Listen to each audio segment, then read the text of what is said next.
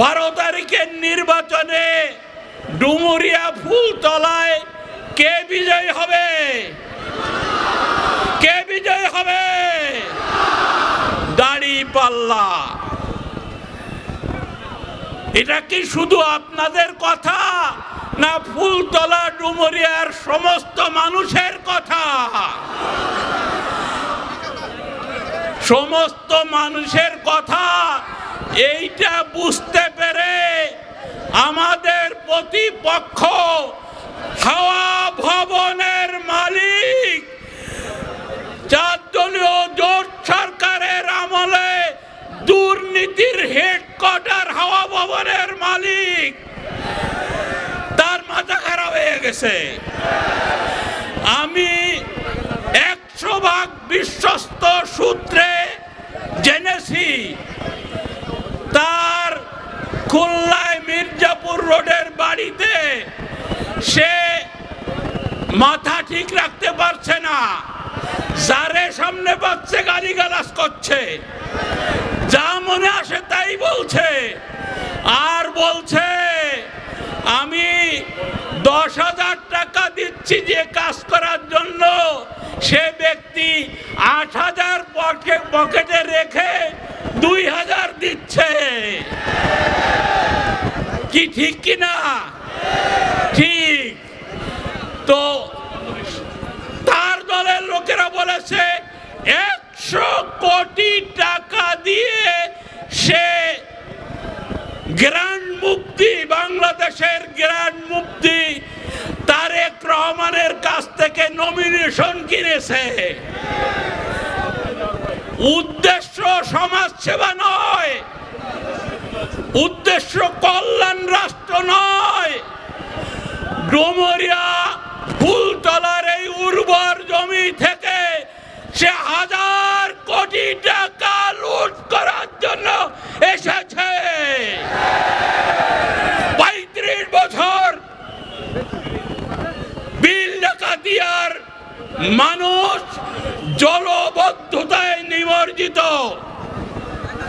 বছরের পর বছর বিল ডাকাতিয়ার আশেপাশের বাসিন্দারা মাছ শিকার করে চাউল কিনে ভাত খেয়েছে, অথচ এই 1000 কোটি টাকার মালিক একটা টাকা দিয়ে কোন ক্ষতিগ্রস্ত মানুষকে সাহায্য করেনি। তিনি ভোট চাইতে আসছে।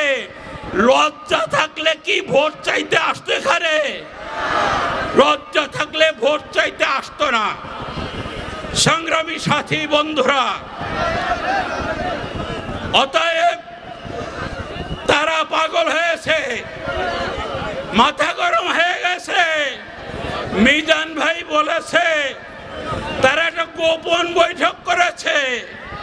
সেই বৈঠকে তারা সিদ্ধান্ত নিয়েছে ভোটে তো জিততে পারবো না, ভোট কেটে জিততে হবে। আলী আসগার লবি সাহেব, আপনি তো আওয়ামী লীগের মতো বিনা ভোটে একবার এমপি হয়েছিলেন। ভোট কাটতে এসে দেখুন ফুলতলা ডুমুরিয়ার মানুষ প্রস্তুত হয়ে আছে। যে হাত দিয়ে ভোট কাটতে আসবেন ওই হাত আস্ত বেড়ে যাবে না। মনে করবেন এই যে 24-এর 5ই আগস্টের আগের বাংলাদেশ না, এটা এক নতুন বাংলাদেশ। এই বাংলাদেশের ছাত্র জনতা বুক পেতে গুলিবিদ্ধ হয়ে স্বৈরাচারকে দেশ থেকে তাড়াতে শিখেছে। অতএব ও সমস্ত ভুলে যান। যদি শুভবুদ্ধির উদয় হয় তাহলে সাংবাদিক সম্মেলন করে বলেন আমি অসুস্থ, নির্বাচনের মাঠে আর খেলবো না। তাহলে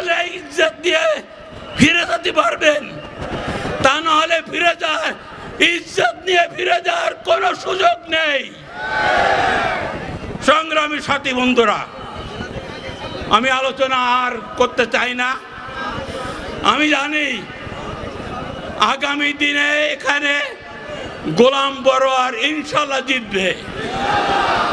গোলাম বড়ুয়ার জিতলে জামাত ইসলামী জিতবে, গোলাম বড়ুয়া জিতলে এনসিপি জিতবে, গোলাম বড়ুয়া জিতলে 11 দল জিতবে, গোলাম বড়ুয়ার জিতলে আপনারা জিতবেন।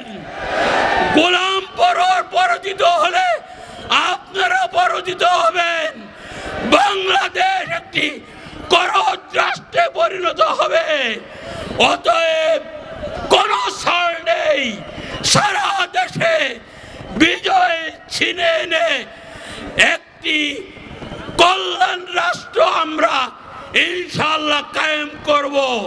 আল্লাহ হাফেজ। বাংলাদেশ জিন্দাবাদ। আসসালামু আলাইকুম ওয়া রাহমাতুল্লাহ।